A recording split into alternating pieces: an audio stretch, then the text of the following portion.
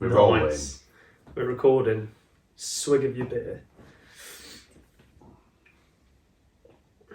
Buffalo. Dilly. Buffalo. Called on camera. Called myself out as well. Hi guys, and welcome back to another episode of My Athletic Compendium. Today we are going to talk about speed, why it's important in sport, how to increase your speed, and that's essentially it. But Max is obviously the king of speed, a quick old winger. Yes, it's my favourite subject. It's his favourite subject. In the world. You can, if you're watching on YouTube, you can see that big grin on his face. I'm still laughing from the joke that we made before, to be fair.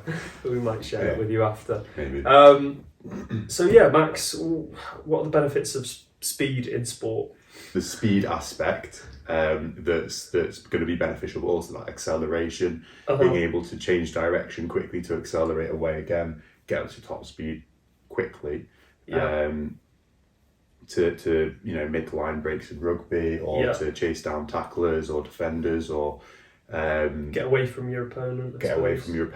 And it's just such a critical aspect of performance, which I personally think is quite under coached in all sport. Yeah, I completely agree with you. I there are a lot of like independent speed coaches, but from what I've seen in team sports, and particularly rugby, because obviously that's where I've been exposed to most, but there isn't very much like speed coaching at all Integrated within your everyday which is training mental, system. Yeah, really, if you think about it, mental. Considering beating an opponent by being able to outrun them enables you to score more points than the opposition. You see it, in nearly every sport, don't you? You see it in football. If someone can outrun their opposition, they get a one-on-one shot at goal with the goalie. Whereas if they're dead slow, they can't get around the opponents, and before they know it, they've got three people in front of them. Same with rugby. If they get a pass out in, with loads of space, but they can't finish it because they're not quick enough, there's a try lost. Yeah, and it's. But you're right. It's complete. Well, I've never been coached. That's probably why I'm really slow.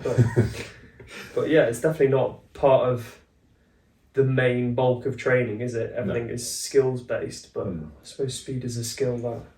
Yeah, it's massively, and the key word being skill there, because yes, there are physical elements to being able to run fast. Of course, there is, but the actual skill and technical based, like technical side of things is so detailed, and I find it really interesting, but I can guarantee you a lot of you might find it really fucking boring because it's very like minute, tiny little details. Yeah.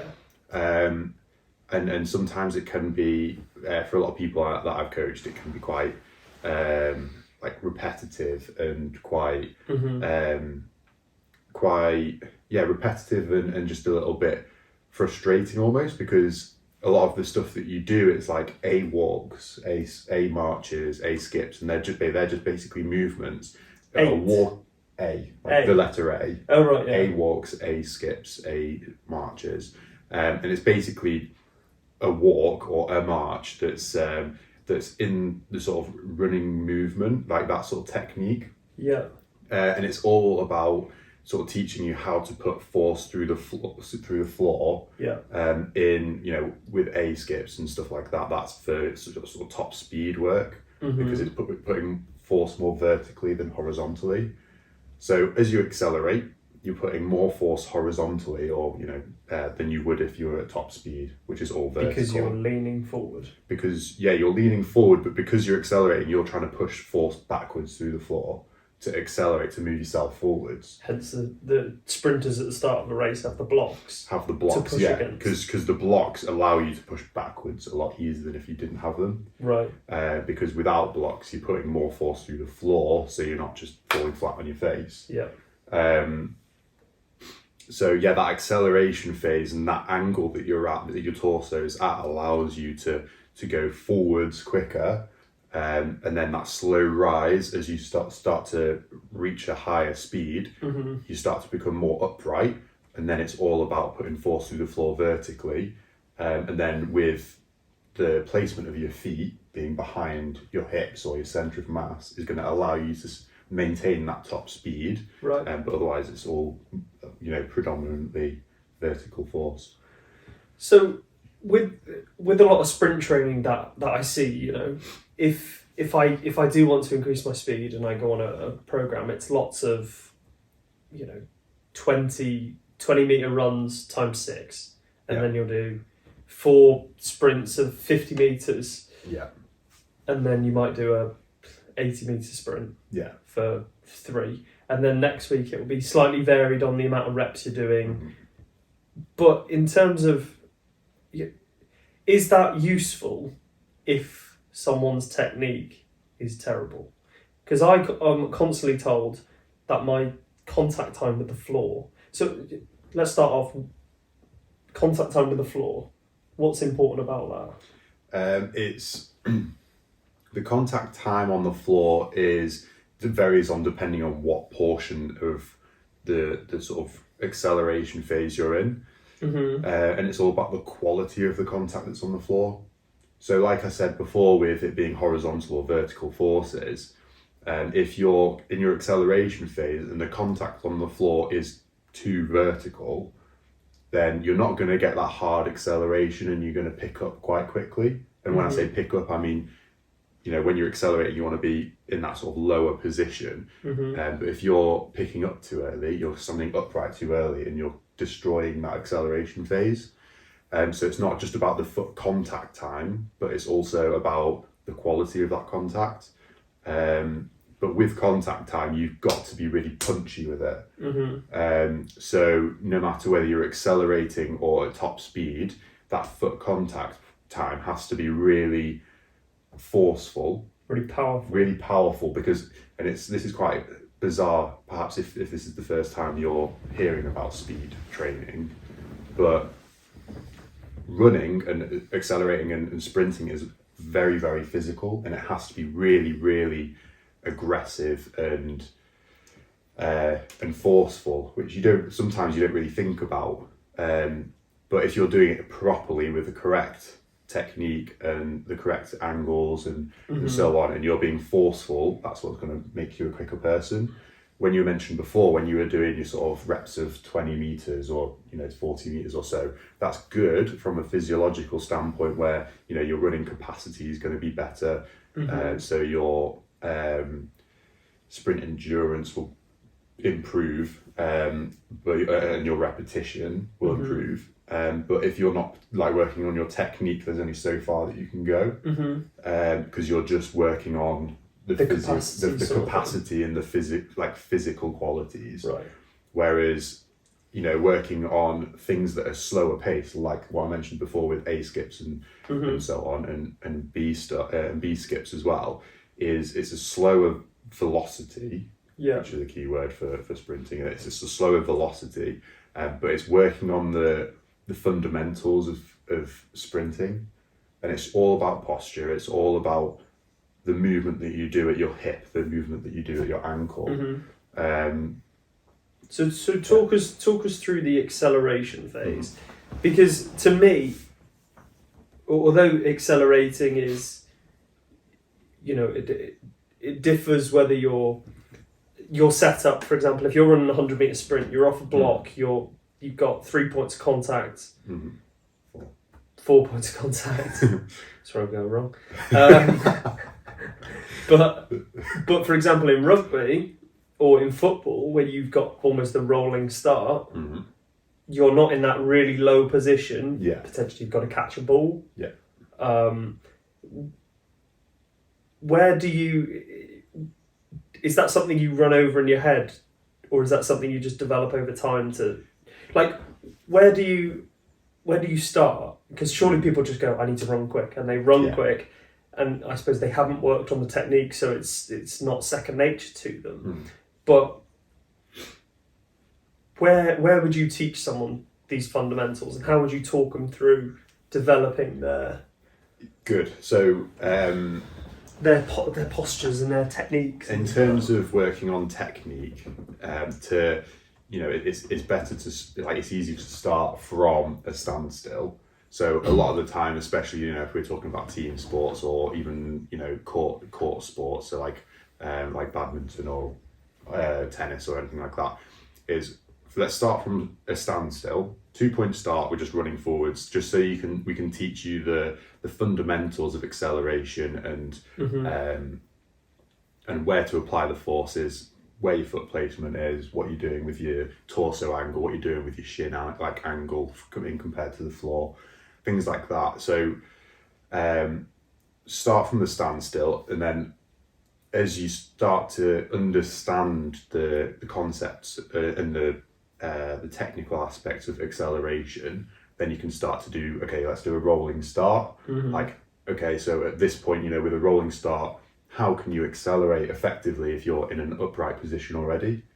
And in that case, it would be all about foot placement. So making sure that the foot placement, where the foot placement is in relationship to your center of mass. Right. So if you're just stood still, both feet on the floor, stood still, your center of mass is going to be between your feet.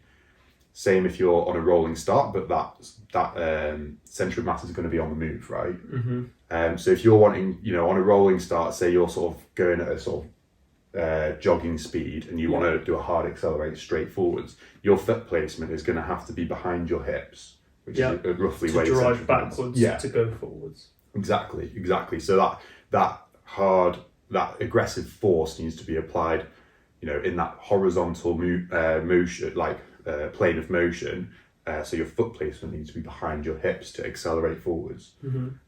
If your foot placement's underneath your hips and then you're trying to push the floor from there, it's not going to be as effective because the force that you're applying isn't in a good place.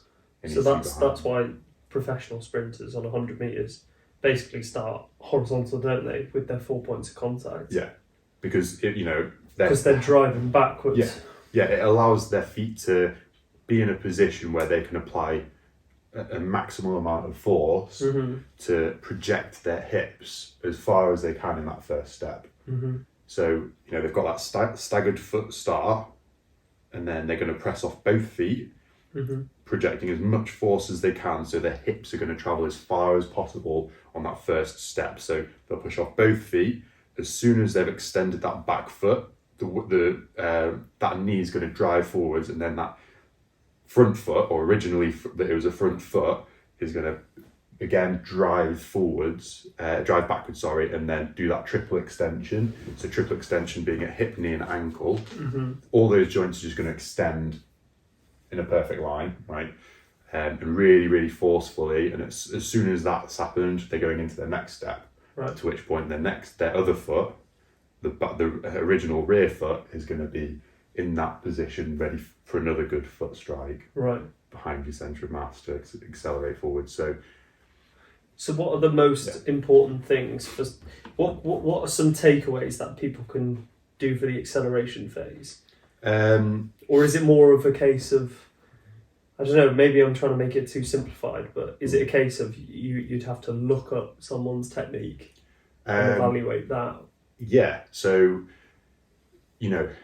if you're looking at Usain Bolt's technique, or, a high performance sprinter, and you're trying to replicate their technique, that's probably a really good start. Because you're trying to adapt your technique to someone who's the fastest in the world. Yeah, that's going to help. What I'd recommend is potentially probably following on Instagram or whatever a guy called Les Spellman. He's who I learned a lot of what I know of. Yeah. He's a sprint coach for the NFL draft picks. So in terms of sprint coaching, NFL is leaps and bounds ahead of rugby and football. Is it? Absolutely leaps and bounds. So they do something you must have heard combine. of it, the combine. Yeah. So the combine is just a combination of different physical athletic performances. So one's a 40-yard dash. There's another one which is like a jump, like a standing jump, isn't it? And there's also a high jump. A high jump, where they slap the spinning things on the whatever it's called, and it's basically to show all the teams that they could be approached by with their physical qualities. Yeah. Look how quick I ran 40 yards. Anyway, he's Les Spellman. He coaches sprint, speed and acceleration, 2 NFL draft picks Right. on like a private basis, and he's really, really knowledgeable, and he does all sorts of courses and stuff as well. There's a company UK based called Speedworks, which there's one based in Bath, there's one based in Loughborough, and it's basically a thing that you can go to where they'll coach you like how to be quicker. Right. Recommend them equally myself. Peak Athletic Performance. I do a little bit of sprint stuff. I do speed coaching. But if you're just wanting to go away and do it yourself, then a good start would be think about your sport.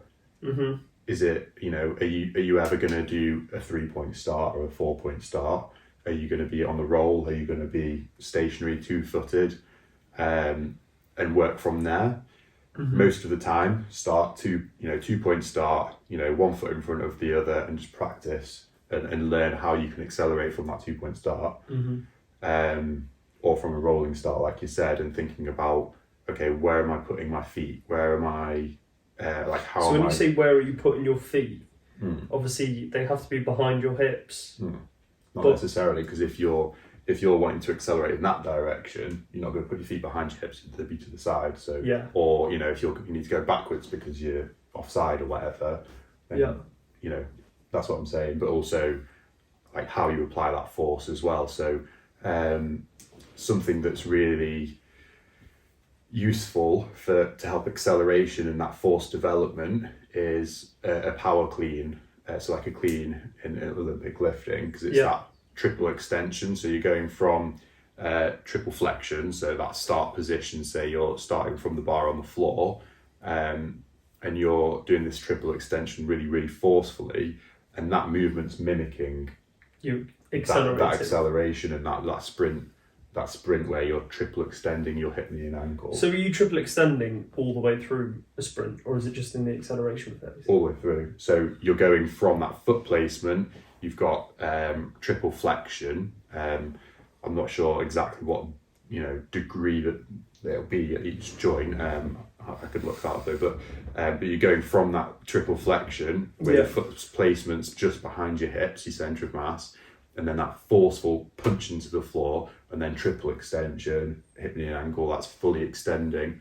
If you watch Usain Bolt or any sprinter, any decent sprinter, you'll see every single step they will have that triple extension where their toes are pushing into the floor, their ankle's fully extended and what's called plantar flexed. So plantar, which is where you point your toe down, as if you're planting your toe, and then your knees fully extended and your hips fully extended, and that's the importance of doing Olympic lifting to help that acceleration and that speed effort.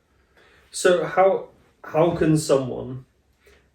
I'm just going to use myself for an example. I would say I'm pretty quick over 25 meters. Yeah.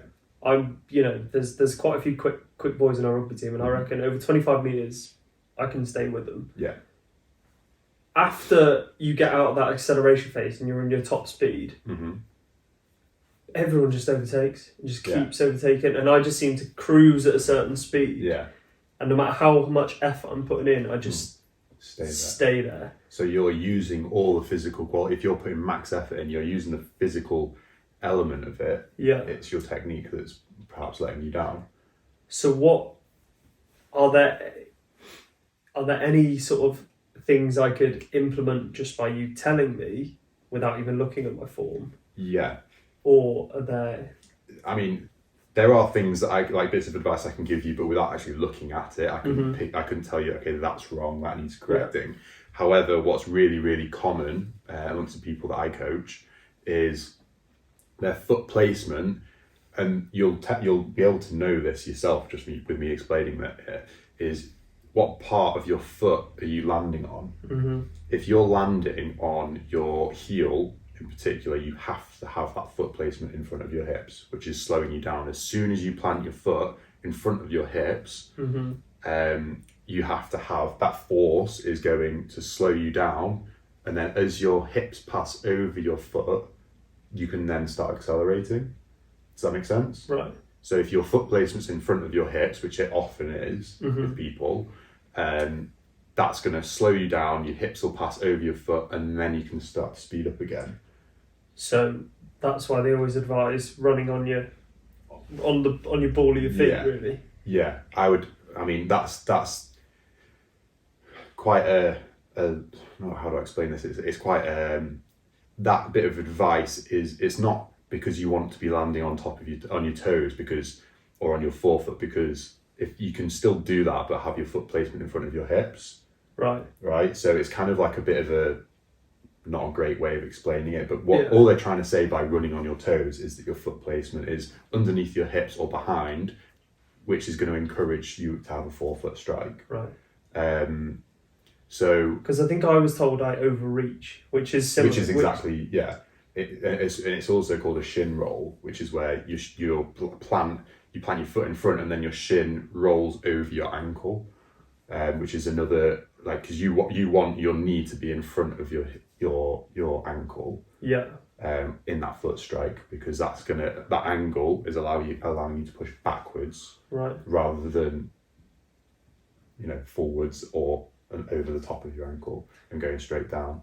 So how can someone consciously implement that? Work at a lower speed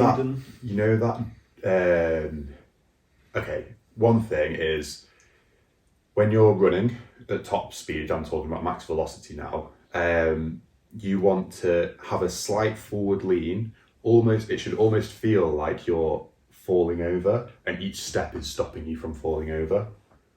It's a really strange feeling, but that's when you know that your foot strikes behind your hips, because your feet are constantly trying to keep up with your body and that centre of mass. And if you feel like you're, without exaggerating it, because I don't want you to actually be stumbling the whole way, but you should almost feel like your feet having to keep up with your body. That's how you want it to be, because that's going to encourage you to have a faster leg speed. Yeah. But it's also a telltale that your foot strike is behind your centre of mass. Right. So, because for some reason I've always tried to, obviously the acceleration phase to me was you're leaning forward. Yeah. And then it was, to me, try and get your torso as upright as possible.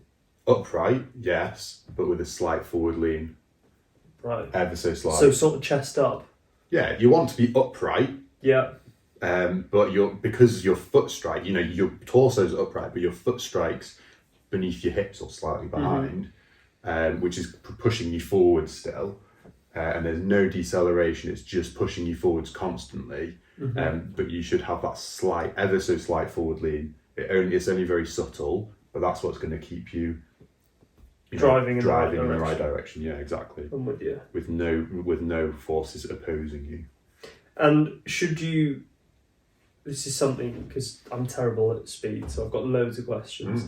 But should you feel all your posterior chain, what we mean by posterior chain is your calves, your hamstrings, your glutes, all firing, and obviously your quads as well, because you're powering through that. But should you feel all of them firing? Because when I sprint, genuinely, I feel it mostly in my quads. Yeah.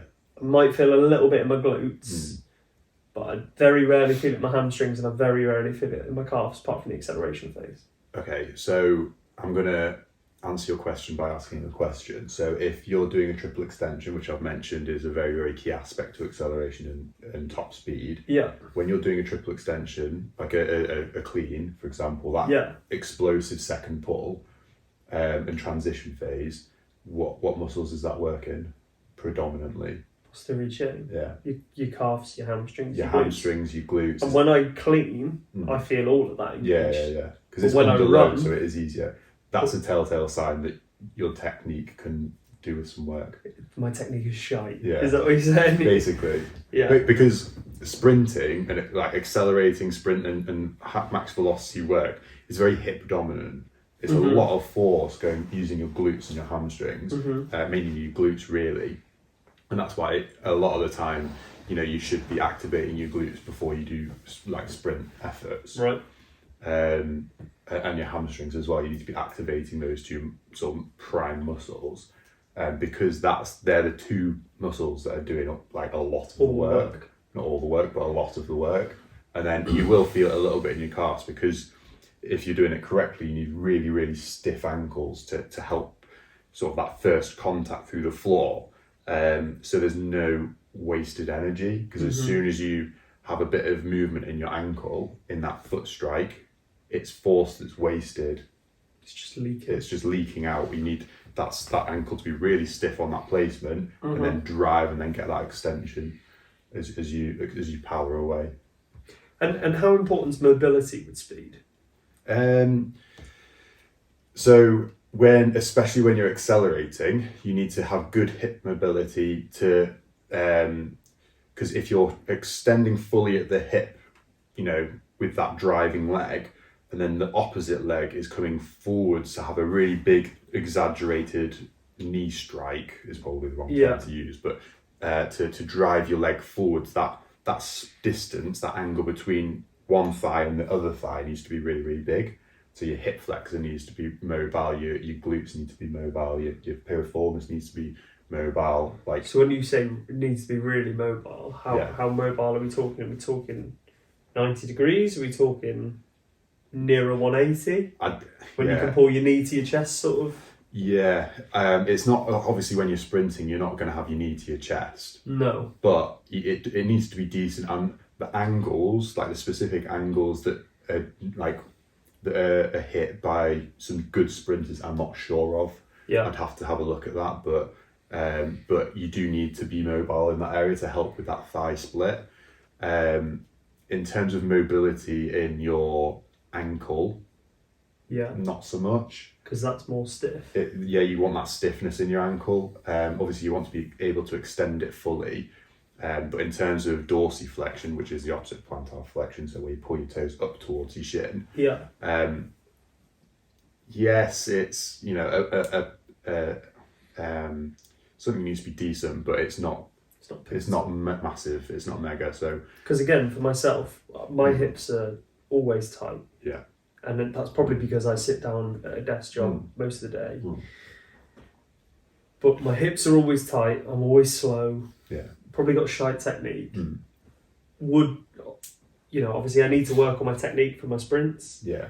But would having increased hip mobility improve my sprint performance, or not really? Is that just like a minor part? It's a cog in the system. It's not. It's not pivotal. Yeah, it's not a big cog, but it will help. It is all about that force production and how you're applying that force. Like I said at the beginning, like I think for you, by the sounds of it, I know that you go to the gym quite frequently. I know that you've got a good technique when it comes to Olympic lifting and stuff like that. So the physical qualities are probably there, and that's why you're saying my acceleration is half decent, but my top speed isn't, or not so much.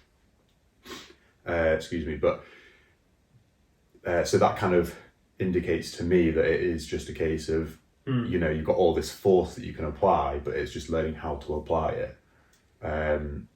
And mobility for you, again, you can work on it during your training, but it's not something that's going to be massive. Your first sort of go-to to help your sprint speed is technique. Right. It's very, like I said at the beginning, like for some people, they find it a little bit tedious and a little bit repetitive. However, in terms of, you will notice the difference tenfold, considerably, if it's done correctly.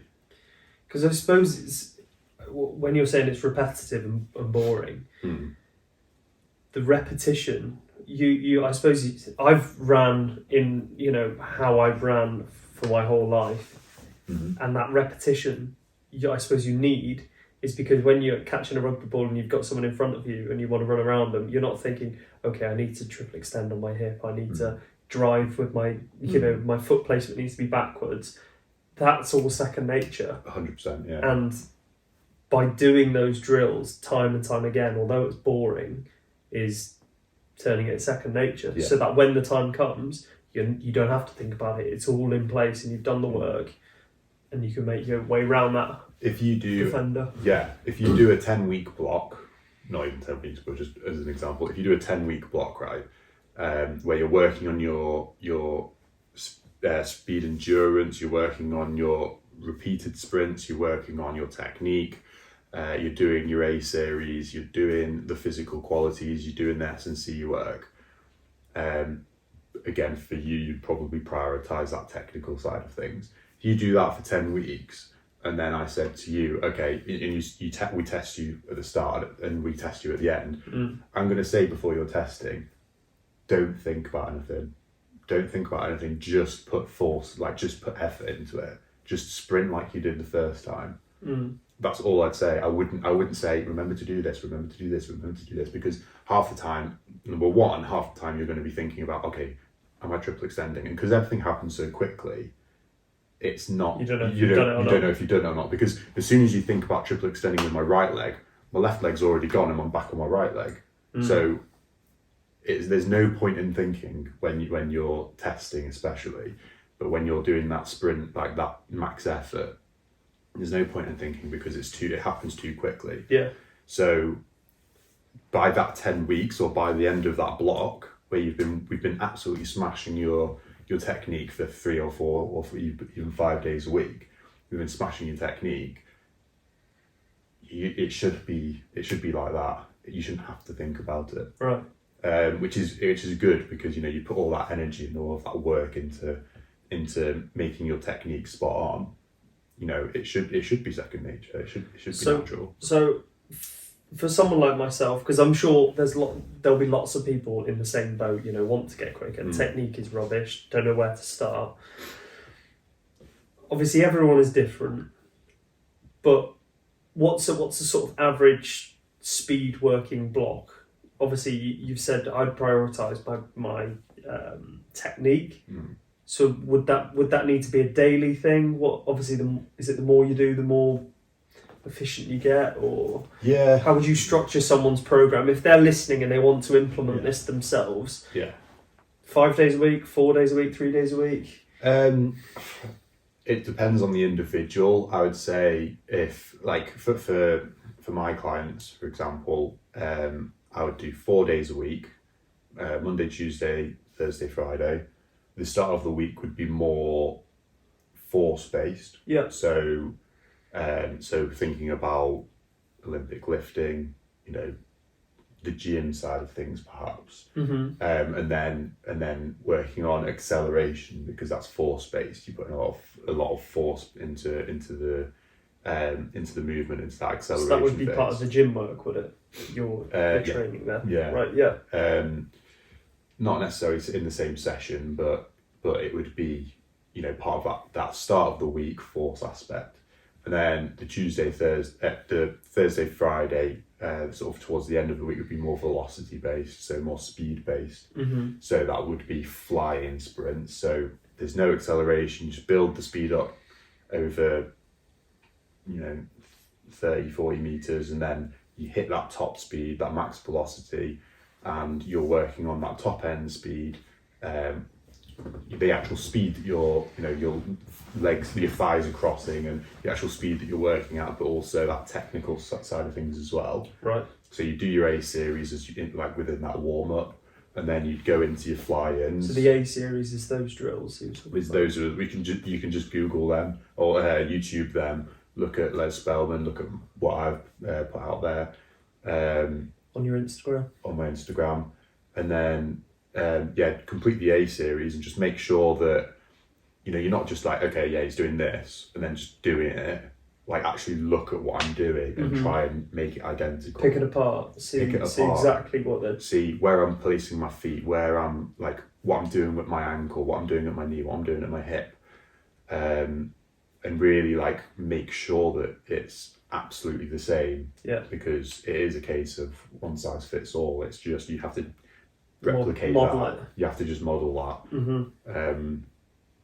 And it is something that you can do, especially with like A walks and A marches and stuff like that, because it's a slow movement and it's just getting that movement right. Yeah. So over time, practicing it and picking apart your technique and comparing it to the best is, you can do that. Yeah. And then obviously the fastest way to success, that, isn't it?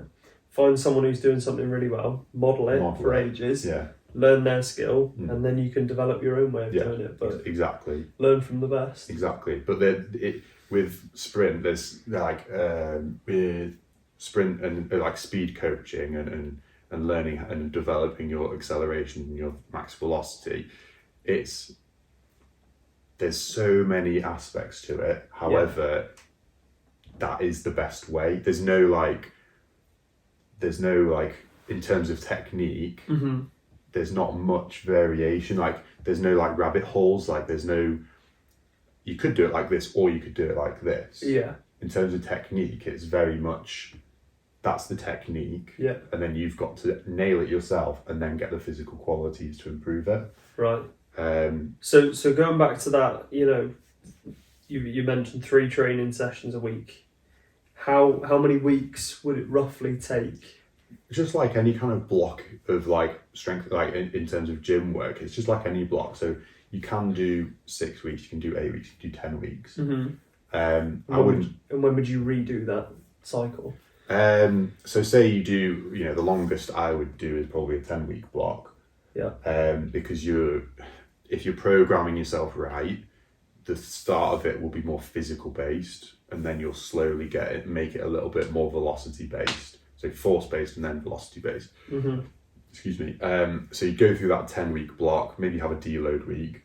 Well, you have a couple of deload weeks within that block, but you'd end in a deload week, and then you'd start again, and then think, okay, you know, that 10-week mesocycle went well.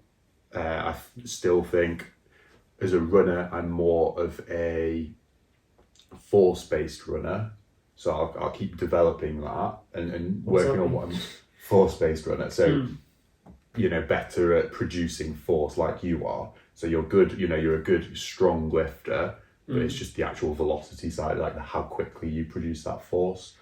So if you're a good one thing, working on the weaker side, and then doing things that complement, you know, the side that you're good at. Yeah.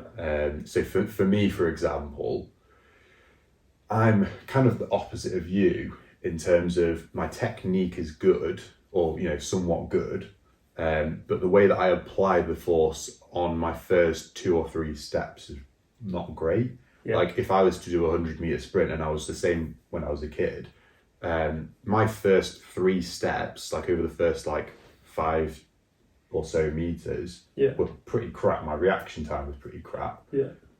But as I started to lay down my power and accelerate and then get into my max velocity, I was good, and that's where I started winning 100-meter sprints, is because I would get to my top speed and I'd be quicker because my technique's decent at my max velocity. It's just laying down the power over the first 3 steps or so for me. So I would have to work on my force development, working on my triple extension, working on my sort of technique over the first few steps, and being able to project my hips as far as I can over the first 2 or 3 steps.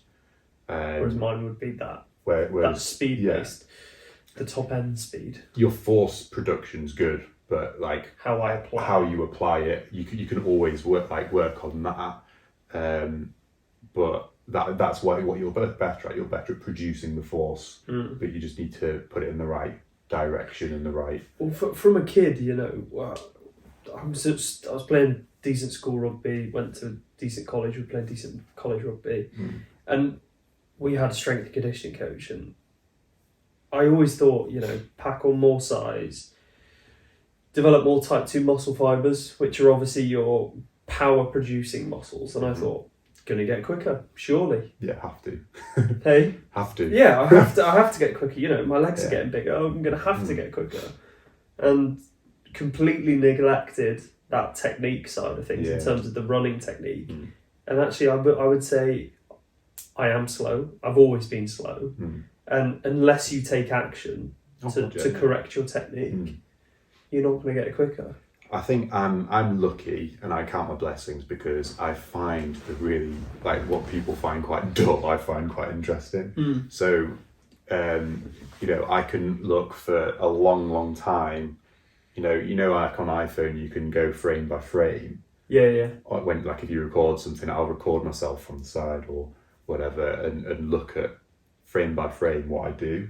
So would you recommend that to Yeah, to people. video analysis is everything when it comes to technique, because you can see frame by frame, okay, my foot placement is right there on that frame. Yeah. Where's my foot placement in relationship to my hips? Yeah. What angle is my shin at? Yeah. In like compared to the floor. And you can compare that And, as well. and you can compare that, and you can do the same. You can get Usain Bolt, you know, his world record time, and you can go frame by frame. Okay, his hip placement's way back there, and I'm all the way up here. I need to bring my foot placement back. Do you know what I mean? Like, you can do that. Again, I find that interesting. Yeah. You might think, why the hell would I spend time doing that? But if it makes You know what I mean? makes you faster. Yeah. I think we're probably underselling as well how important speed is in competition sports. Like when, you know, there's probably a whole host of different sort of sports backgrounds that are listening, but in rugby particularly, we talk about rugby all the time because we both play it, we enjoy watching it, but when you see someone, and this is a professional level, so generally they're all pretty quick apart from the props. When you see someone who is blisteringly quick, you've got to appreciate it. They take apart the game. Yeah. You know, they might have Louis Rees-Zammit. He's a Welsh winger. He is ridiculously quick. I don't think he's a good rugby player when I see him with the ball, but because he's quick, because he's that quick, he can literally beating. change the game. Yeah, and it's what I absolutely, if you have any interest in sprint speed when it comes to performance on a rugby pitch, for God's sake, look at Perry Baker, look at Carlin Isles, look at Dan Norton. Well, their background are just sprinters, aren't they? They are sprinters, but how they change the game. Like, you can have a semi-average sevens team. Rugby sevens is like very much speed based, very much like you got 7 people. You got 7 people on a full size rugby pitch. So if you're quick, you tear up. I love sevens. I love sevens, but good, me being how slow I am, very much ball You player. stand in the middle and just move the ball around. Catch and pass. No, but like that's just look at them, and see how they can change the game. Like, you can have a very average to poor team, but absolutely smash teams because you've got a quick player. Absolutely, it's crazy. And even if they don't score, they entice lots of people around them. Because they have to catch them, otherwise they're going to score, and there's spaces elsewhere. Yeah, if I'm playing sevens and opposite me is a dude who I know is quicker than me, I'm instantly going to stand on their outside. I'm going to go really technical. I'm going to instantly stand on their outside shoulder so they can't be tempted to go round me, which instantly brings me furthest, which has to bring the next person in, which has to bring the next person in. So there's space out there. So what happens is when you get a quicker player, even if they don't touch the ball, they create space elsewhere. Yeah. Because the opposition know they have to deal with it in a certain way. Yeah. I think without, I could talk about speed for fucking ever. Yeah. But I think that's a good, enough. Foundation. I think that's enough for today. But yeah, I could talk about it for ages as well because I'm slow as anything and want to know all the answers. Yeah. But yeah. Is there any sort of takeaway messages that we could give the audience? Yeah, I would say in terms of technique, you've got to commit time to it. You've got to commit, frequency, and you've got to commit to, multiple sessions a week. Do your research, but enjoy it. Like, honestly, the feeling of, becoming an averagely quick player on a rugby pitch or a football pitch or a tennis court or whatever, being averagely quick to then improve on that, and all of a sudden you start going round players. Yeah. That feeling's really, really good. So wouldn't know. But like if you do spend the time, and this goes to you as well, if you do spend the time, I'm 100%. I'm keen. You're keen. Keen. Especially in the off season, like we're going into the summer now. Yeah. Like if you play sevens or if you play 15s and you're going into, well, if you go into your off season now's the perfect time to like learn this stuff and actually do it and implement it, because you have more time because you won't be training. Yeah. So you can work on your sprint speed and work on the physical qualities to produce that force, learn how to apply that force, and then come next pre-season, you'll be quicker and everyone will be like, "Fucking, what have you been doing in the off season?" Do you know what I mean? I like the sound of that. I think as well that we're definitely going to do an episode on this but consistency has to be said for everything. Yeah, with everything. You know, it's all well and good me saying I want to get quicker and buying a program or getting a coach, but you have to show up every day. Not necessarily every day, but you've got to show up to the scheduled sessions. Yeah. If you're scheduled 3 times a week, you've got to put that in. And you might think, oh, I've done 2 sessions this week, I might just give it a miss. But all those missed sessions accumulate, but all those spent sessions that you are doing all compound. They all build on each other. You're subconsciously developing your technique, which I don't have. But even the gym sessions where you're developing those, you did your muscle size or the strength, that's all compounding week on week. For example, if you go to the gym 5 times a week, every week for 52 weeks, I'll let you do the maths on that. Cheers, Max. But if you, for example, then reduce your number of sessions down to 4 times a week, because you go, 5, I've been 5 times, I'm going to bring it down to 4. You have considerably less training sessions per year than you did. It might look different week on week and month on month, but over the whole year, the amount of training sessions you're doing is significantly less, and that is, only going to impact you and your performance. So I think consistency in your approach, make sure you're basically saying, get my technique down, but then I've got to buy into the program and make sure I show up every day. Nice. Any other takeaways apart from the one we're about to have?